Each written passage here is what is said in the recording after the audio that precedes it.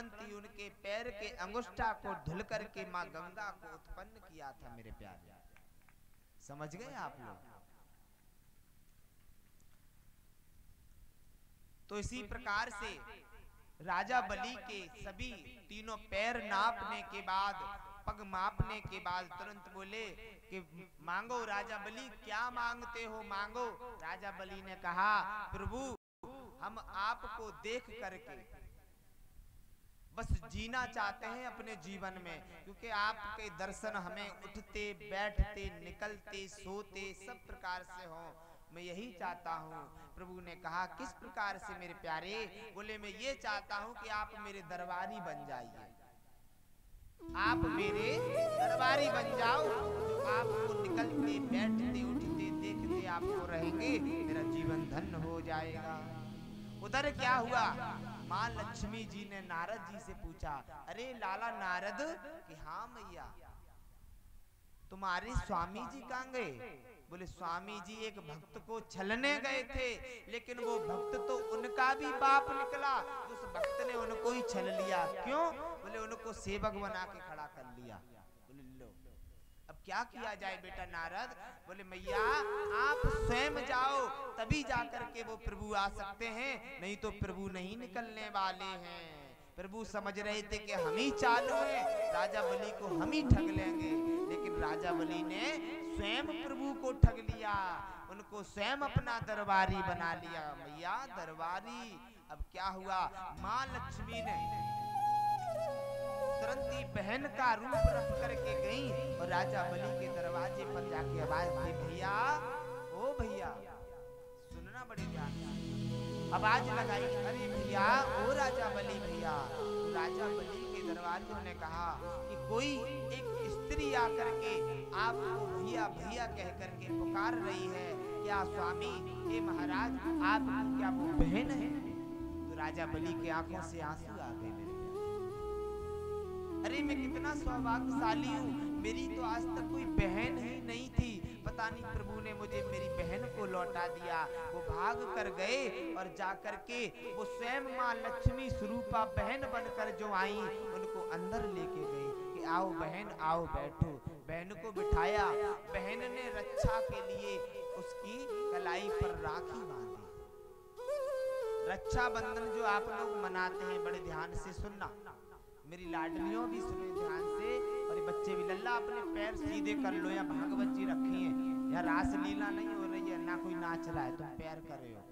तो मेरे प्यारे, जब रक्षाबंधन होता है तो बहन भाई के हाथ पर राखी बांधती है ना? क्यों बांधती है वो? कि भाई की रक्षा हो। उसी प्रकार से तुरंत ही माँ लक्ष्मी ने राजा बलि के हाथ पर रेशम का धागा जैसे ही बांधा तो ये वाला मंत्र बोला गया, ऐन बद्धो बलि राजा दान बेंद्रो महाबल तैन ताम प्रतिबदनामी रक्षे माचल माचला। इस प्रकार से उनके हाथ पर रक्षा सूत्र बांध करके, राखी बांध करके, तभी से रक्षाबंधन हम सभी मनाने लगे। इस प्रकार से बहन के द्वारा बांधा गया भाई की कलाई पर राखी, तो भाई की रक्षा होती है। क्या कोई ऐसा भाई है जो ये चाहेगा कि मेरी बहन की भी रक्षा हो? है कोई? जिस प्रकार से बहन तुम्हारे राखी बांध करके तुम्हारे रक्षा की कामना करती है, उसी प्रकार से मैं उन भाइयों को भी एक ऐसा उपाय बताना चाहूंगा जो अपनी बहनों की रक्षा कर सकते हैं। चाहे बहन चाहे बंबई में रहे, चाहे दिल्ली में रहे, चाहे उनसे 100 किलोमीटर दूर रहे, चाहे विदेश में रहे, और भाई के द्वारा किया गया उपाय उसकी बहन का आजीवन तक रक्षा करेगा मेरे प्यारे। जब बहन राखी बांधती है भाई को तो भाई की रक्षा की कामना करती है। राखी बांधने के बाद 8 दिन के भीतर अष्टमी आने तक अगर वो राखी खुल जाती है तो राखी खुलने के तुरंत बाद उस राखी को ले जा करके जो भाई गाय के खूंटे में राखी को बांध देगा तो उसकी बहन की कभी भी अकाल मृत्यु नहीं होगी मेरे प्यारे, अकाल मृत्यु नहीं होगी। जो भाई गाय के खूंटे में अपनी राखी को बांध देगा तो उसकी बहन कभी अकाल मृत्यु से नहीं मर सकती, ना वो एक्सीडेंट से मरेगी, ना ना कोई बीमारी से मरेगी, वो अपनी उम्र से ही जाएगी मेरे प्यारे। ये भाइयों के लिए उपाय है। इस प्रकार से जैसे ही राजा बलि के हाथ पर बांधा, राजा बलि के आंखों में आंसू आने लगे। बोले बहन मैं 32 साल का हो गया, मेरे हाथ तक आज तक किसी ने राखी नहीं बांधी थी। आज वो हाथ को आज मेरी बहन ने राखी बांध करके हरा भरा कर दिया, मेरा शोभायमान कर दिया। हे बहन मांग, क्या मांगती हो? अगर मेरी जान भी मांग लोगी ना, तब भी मैं तुम्हें अपनी जान दे दूंगा, क्योंकि 32 साल बाद मैंने बहन का प्यार देखा है। इतना देख करके माता लक्ष्मी के मन में विचार आया कि लाइए हम अपने भाई से अपनी पति को मांग लेते हैं। तो तुरंत ही उन्होंने कहा कि भैया मुझे एक चीज चाहिए जो आपकी मुझे बहुत प्यारी लग रही है। राजा बलि समझ नहीं पाया। राजा बलि हाथ जोड़कर खड़ा है, क्योंकि 32 साल बाद कोई अपनी बहन को अगर देखे तो वो भाई कितना खुशहाल होगा, प्रसन्नचित होगा कि अरे बहन मांगो, क्या मांगती हो? तुरंत ही माँ लक्ष्मी ने कहा कि भैया मुझे ये वाला दरबारी दे दीजिए, क्योंकि ये दरबारी मुझे बहुत अच्छा लग रहा है। बोले बहन आप इस दरबारी को छोड़ करके आप हमारे राज्य का कोई भी दरबारी ले जाइए, लेकिन ये दरबारी नहीं दूंगी, मैं नहीं दूंगा। बोले भैया आपने अभी हमसे कहा है कि बहन जो मांगोगी, मेरे प्राण मांगोगी, वो भी दे देंगे, लेकिन हम मैं तुमसे ये दरबारी मांग रही हूँ, वो भी नहीं दे पा रहे हो भैया। तुरंत ही राजा बलि समझ गए कि ये कोई साधारण नहीं है, ये स्वयं विष्णु जी की हर प्रिया है, मेरी माँ लक्ष्मी है। तुरंत ही राजा बलि ने पैर पकड़ लिया और पैर पकड़ के कहने लगे मैं धन्य हो गया, आज मैंने जगत पिता की जगत पत्नी को अपनी माँ और अपनी बहन के रूप में पाया, मैं धन्य हो गया। तुरंत ही उन्होंने प्रभु को उनके हाथ में सौंप दिया और वो बावन भगवान को चिल्लाते हुए ले गए और चले जाओ। लो अगर मैं ना जाती तो जहीं तुम दरबारी बने बने रह जाते। इस प्रकार से वो लेके जाते हैं। आइए बड़े भाव से, बड़े आनंद से अब हम सभी लोग राम कथा में प्रवेश करते हैं। अब सूर्य वंश और चंद्र वंश की कथा प्रारंभ होगी मेरे प्यारे। तो पहले हम लोग सूर्य वंश की कथा श्रवण करेंगे। आइए राम कथा के संक्षिप्त में लेते हुए एक सार के रूप में एक भजन के माध्यम से हम चलते हुए राम कथा में फिर वर्णन सुनेंगे। आइए आनंद से ताली सेवा करेंगे, क्योंकि राम कथा प्रारंभ होने वाली है।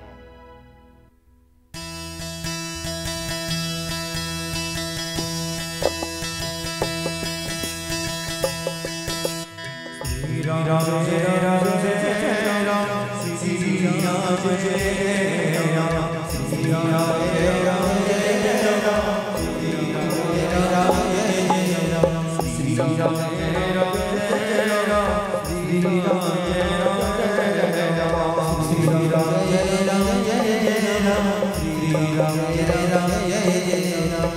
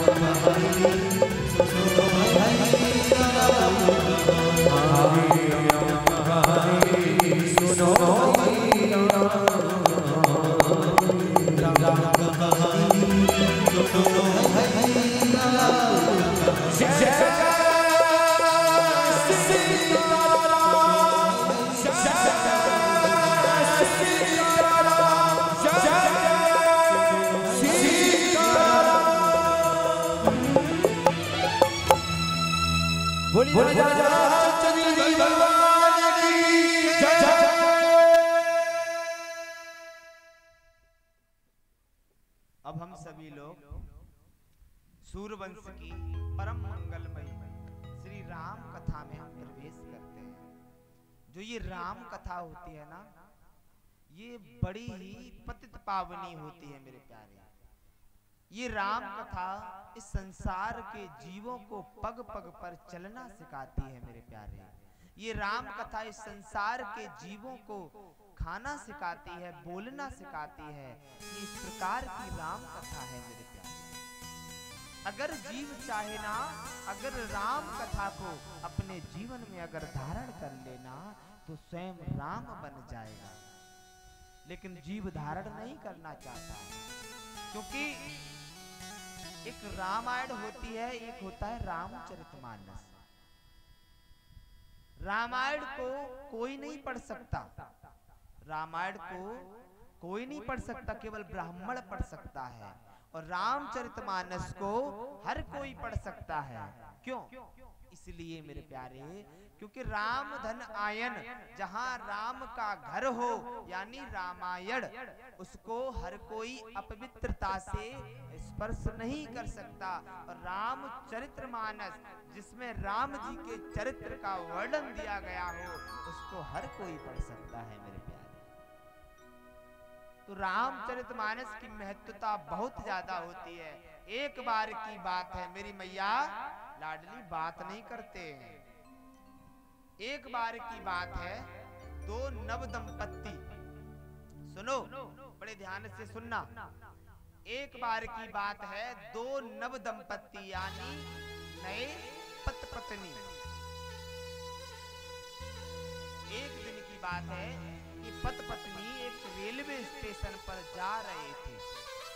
तो रेलवे स्टेशन पर जाते समय क्या देखा कि एक बूढ़ा सा बुजुर्ग, सुनना बड़े ध्यान से समझना, एक बूढ़ा सा बुजुर्ग व्यक्ति अपने हाथ में रामचरितमानस का गुटका लेकर के पढ़ रहा था। तो उसकी वाइफ ने उससे कहा, वाइफ माने पत्नी। उसकी पत्नी ने कहा कि hello listen dear, hello listen husband. Husband माने गलत, हस्बैंड माने, हस्बैंड माने गलत, पति नहीं होता हस्बैंड माने। क्या होता है हस्बैंड माने? हस्बैंड माने होता है मेरी मैयाओ, जो हंस कर के बैंड हो जाए उसे ही हस्बैंड कहते हैं।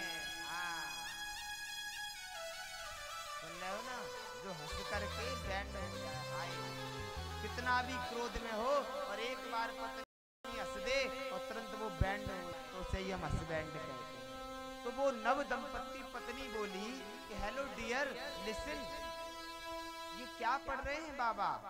तो उसका पति बोला ऐसे देख करके, ओ my God is boring book. क्या बोला? ओ my God is boring book, यानी एक बेकार किताब पढ़ रहे। बाबा ने अपने सिर को उठाया और कहा कोई बात नहीं, बच्चे हैं। बाबा उसको फिर पढ़ने लगे रामचरितमानस के गुटका का। पढ़ते पढ़ते क्या हुआ कि 10 मिनट हुई और तुरंत ही ट्रेन आ गई। ट्रेन जैसे ही आई तो वो बाबा तो अपना गुटका उठा करके बगल में दबा करके ट्रेन में चढ़ गए। और जैसे ही वो लड़का चढ़ा और ट्रेन चलना प्रारंभ हो गई। अब उसकी पत्नी रह गई वहीं स्टेशन पर। अब वो लड़का चिल्ला रहा है, oh my God, oh my God, my wife stay for the station. मेरी वाइफ तो स्टेशन पर ही खड़ी रह गई। ओ माई गॉड बाबा, माई वाइफ, माई वाइफ। तो बाबा बोले बेटा रुको रुको रुको रुको, क्या हो गया?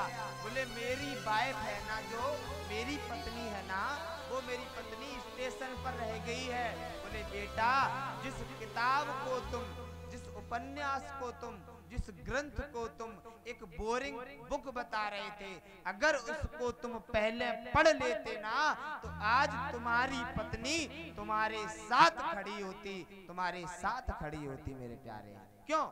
इसलिए क्योंकि जहां जहां राम जी पहले चढ़े, नाव में चढ़े हों या कहीं भी चढ़े हों, तो सबसे पहले पुरुष को स्त्री को चढ़ाना चाहिए। लेकिन वो अंग्रेजी बोलने वाले, वो चटर पटर बोलने वाले बच्चे पहले खुद चढ़ गया, पत्नी स्टेशन पर रह जाएगी।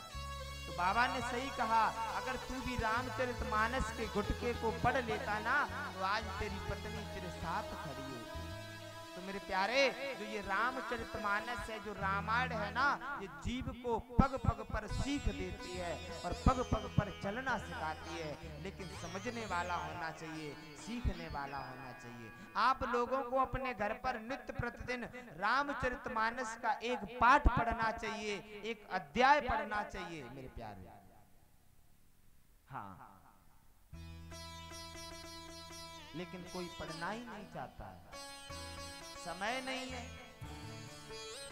ना, काम ही इतना होता है घर में। आइए अब हम सूर्यवंश के उन वंशजों के बारे में ज्ञात करते हैं।